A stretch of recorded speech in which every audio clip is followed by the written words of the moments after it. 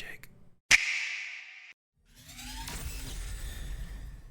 Hello Commanders and welcome to another Beyond All Reason Gamecast. I'm Twig, joined as always by the sharp-eyed Praedyth. Today we've got an exciting match for you. A showcase of mid-tier talent. These players may not quite be pro, but they're skilled, strategic and always ready to put on a show. This is what Beyond All Reason is all about. Growth, learning and of course having a good time. You're joining us on the map Factions and Factious, which is a large open map with a lot of metal spaced out. Good opportunities for run-bys, good opportunities for expansion. Frontline and eco are going to be equally important in this one.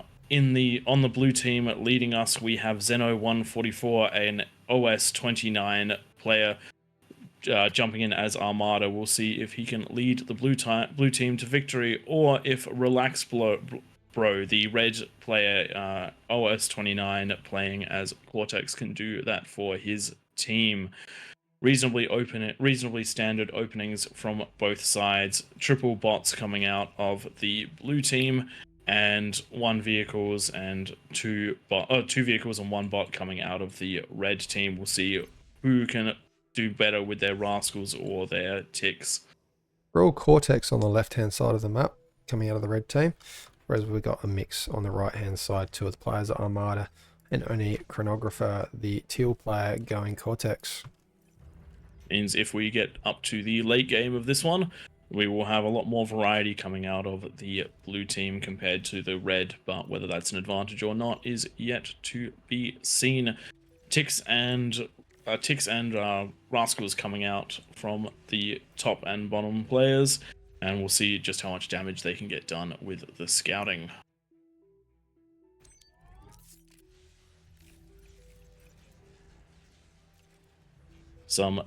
Yellow has currently got his rallied to the middle of the map, but unfortunately that is not going to jump them straight into the base, and we'll see how long they're left there. Blue's ticks are heading on down into the red base. See if he can get some damage done. Target priority should be those wind, and with that positioning, the comm is unable to shoot through that wind cluster. So if he's able to move those ticks around properly and keep the wind between them and the ticks, then he should be able to get decent damage done. Unfortunately, comm snipes one of those, and the second one is getting chased back by the rascals. Gonna run into the comm, no more damage done. Green cleaning up a couple of the ticks at that top side with no scouting, no damage, and yellow holding his ticks in the middle. Looks like he's going for a hold as compared to the big front to hold. It's definitely a big front to hold, and one of the things is with where he's put them, there's still areas that you can be run around. That middle section is traversable by most units. One tick in the back of yellow's base, and unfortunately the green players just pulled him right close to the mechs as it exploded. It's taken 52% damage, and you'll see when it gets this second one, that is enough for it to be killed just by the explosion itself. It's important just to keep units on the edge of their range. However, chucking him in close to that second mechs was the right call, because it prevented the comm from shooting over it, so he did get that second mechs because of that. I didn't know that probably the comm could shoot over mechs. Anyway, they can if the tick is far enough back. There you go. Orange is defending himself with units, but base is wide open. Depending on where this green tick goes, he may actually be able to get extra damage done, but some slight misrallying means that there is nothing happening there, and those builders are about to try to reclaim him. I would like to see that mechs taken out. Yeah. And we are going to see that by the looks of things. We do get the mechs. Great. When your units are already lost, trying to do as much damage as possible is important. Big green run-by about to happen next to the yellow base. And Chronographer taking out a mechs and about to get a constructor down in orange. That's our teal player, but jumping back up to green. Surrounding those construction bots. I do like that, and we do see one fall. Taking out a construction vehicle or construction bot is detrimental to games. Like you're essentially taking away a big percentage of the future eco. Oh, great done taking out both of those. Taking both out, fantastic. Because that's both a chunk of metal, a chunk of energy, but also it means that all of these mechs that they were scheduled to build are not going to be built anymore anytime Yellow soon. returning the favour in green's base, and a constructor about to fall, but only just after an LLT goes up, taking all 4 of those out in no time. Nicely done by Yellow, returning a bit of a favour, not quite the damage done. And Teal's hero grunt with 2 little chevrons next to its name still going around and going to do some more damage by the looks. Oh, just microed on the edge of damage. I'm surprised that's not shooting. Let's jump over to player view. Can definitely see everything and it's in range. Just a minor misclick, and concentrating on the pawns on the front line, which are about to run past the red comm. He's caught them before taking any real damage. Looks like he's going to get on through before the LLT. There's enough space to squeeze around that rock, but based on the run path, he's not going to. He also did grab that grunt in the background and take out those mexes. He's moving it in on the constructor. So good little It's a game of run-bys. Definitely a game of run-bys. On a map like this, that's how you win. That grunt's now engaged against the construction vehicle. We've got a couple grunts still coming through, but green and yellow have traded places with some ticks and rovers.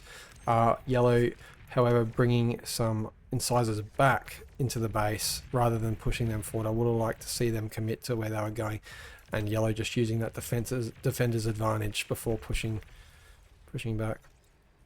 On the bottom of the map, blue has jumped in and helped the teal player by pushing his own grunts in. That's going to be another constructor going down, and a couple of grunts headed straight in for the base. Looks like they might even bypass that incisor. Looks like they have. It's doing a lot of damage, this consistent run by and frontline aggression, with the blue team now taking a convincing metal economic advantage, as you can see in the top right of your screen.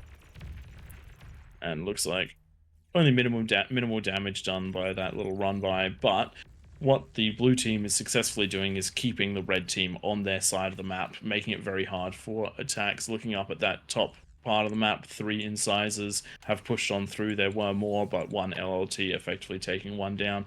3 incisors with that amount of damage will struggle to push past this 1 LLT. Got to hug the edge of the map if you want to push on through like that. Second one down to 50% health, and now the ticks will clean that up. Oh, Tick's getting a little bit close to that first one and taking some damage, and a couple of them dying just to the explosion, but they will just not take it out. But there is an LLT. Yeah. So with those ticks, you want to try and keep them spread out, because getting a surround on them and stopping any sort of detonation damage, always a good thing. Orange pushing back into blue. Great little push here, taking some ground back, getting a large amount of pawns through. Those exploiters are great, but they only work when you've got enough power. So teal player, not quite enough energy. There's a lot of solars, but not too many wind. On a map like this, I mean, the wind risk is at 10.4. 10%. It's probably worth going with those wind and just building a energy storage for when the wind does drop. When it's at that level, it is important to have those safety solars. Teal player doing everything he can to get as many units out, but that is a lot of pawns. But he is getting supported by the blue player. They really need to pincer these units, get that surround damage on. The exploiters coming up just in time to knock a few of those grunts out and let the pawns come in for the cleanup. Real lucky there, but we have a follow-up of incisors pushing on through. This really is turning into a game of run-bys. First it was the blue team, now it is the red team. They really are trying to push for those bases, get that eco damage done, keep everyone on their toes. These incisors really need to be microed to keep their distance as much as possible from the grunts, at a speed of, what's their speed? 86 versus the 87. 87. So they're a little bit slower. They will eventually get caught up too, but they also have a slightly greater range and are more tanky. So if you can spread that engagement out, always a good thing. Well, what you can do is use the fight command as well, just to keep that distance engaged as early as possible. The units will stop proceeding towards the enemy once the fight command is engaged. Yeah. One of the things that is quite good for the blue team is, even though that run by was nearly devastating, it's also left some large metal deposits on the blue side of the map. The metal deposits on the red side of the map have been comparatively small up to this point, so this should help the teal player push right on through. He's attempting to punch through with grunts right now in the middle, and that many grunts will be able to overpower 2 LLTs or just run past one of them. A little bit of a miss micro there, taking more damage than necessary, but he's running into a big pack of orange grunts. And you were mentioning the metal before, but the entire blue team's been overflowing metal for a few seconds there, only losing 600 metal. Oof, Energy that being 600 the though. main concern here. That 600 though is the equivalent of one of those metal fields. So, and then looking at that engagement in the middle, the even though orange outnumbered the teal player because of how grouped up those units were, they took a lot of additional damage that they didn't need to, and they had an opportunity to run down the teal player's line and completely eliminate the army, but they did not take it, instead opting for, again, that run by behavior. We'll see whether they can get into the back lines and decimate the teal player, but with this much metal and a decent amount of build power, it looks like quite a lot of aggravators are going to come out. Aggravators not necessarily the best against grunts, because the grunts can close on them and engage, but in high enough numbers should be able to clean this one up. And as we see those rockets coming on in AoE damage because of how grouped up those grunts were, had they just been spread out, definitely could have avoided a lot of that damage. And the thug coming in, cleaning some of this up. Doesn't look like there's going to be much damage done. Better unit is that thug against those grunts. Yep. Continuous engagements happening at the front, but those LLTs stopping a second smaller run through, and blue in the bottom lane is just starting to properly come online, pushing out as many stouts as he can once he has a critical number or some additional whistlers. Just looking north, sorry, we've got a run by of incisors that's dived down. Don't know if this is the best move. I would have liked to see those incisors continue their path along the top of the map, but good timing with there being an energy deficit by green and those incisors getting a reasonably good trade against the LLTs, taking out a couple mixers, 3 mixers in fact, along the way. Now tracing the path along a few more of those mixers, but little do they know, fortunately, not taken. there's no mixers built there. Something to have a very quick look at, the back of green's base. All of these are templates that have been put down. Blueprints that have been put down. So he's just set a couple of builders to just keep his energy income rolling. We do love seeing those blueprints in use. The incisors now coming up to the defensive wall that is protecting those blueprints. Unfortunately, running into those defenses rather hard and not effectively firing back, and sitting right in range of the exploiter and not doing any damage. So we're down to just the one incisor, which will be cleaned up, but another run by going through in the middle of the map. Cleaned up again by the teal player. We do have a air transition by the red player getting those shuriken out, which is a nice little tactic, but just having that one whistler there from the blue player, Xeno, these shuriken aren't very effective. You'll see they go down in just one shot from those whistlers. And Shuriken's very low health, and the stout front line is just punching on through. So even though this has been a game of run-bys, the run-bys have allowed the blue player to get those stouts up, and now he is using them as a bit of a battering ram.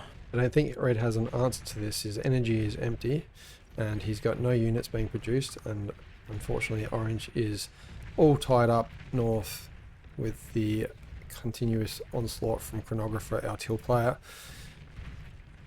And red looks like they are struggling to spend their metal too, so even if they could come up with a good answer, they don't have the build turrets and the build power in place. Nice snipe by blue.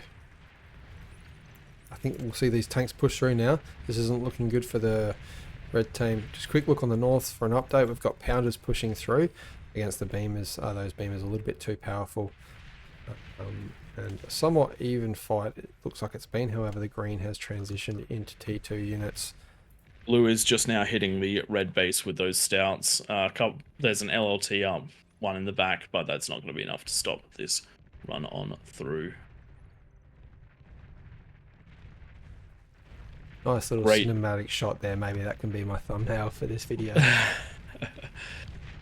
Great push on through there. The red player has left the match and we see that the teal is taking the opportunity to push thugs through into orange's base at the same time, exploiting the fact that the orange player had all of his defenses on the front line. So the absolute power of a run by here, are those thugs going to be able to get the lab? I'd actually be concentrating on the build power right now, and it looks like the build power is down. So even if these are lost, the orange player's ability to rebuild units is now highly restricted. It's going to take a while to get any build power back online. And because of the close proximity of those wins, they nearly all detonate from the aggravator missiles, but just managed to survive them. Looks like we have a resign vote coming from the red team, and that is a blue team victory. Looks like the blue team's run-bys and then capitalizing on that into getting those massive hammers pushed on through have done the job.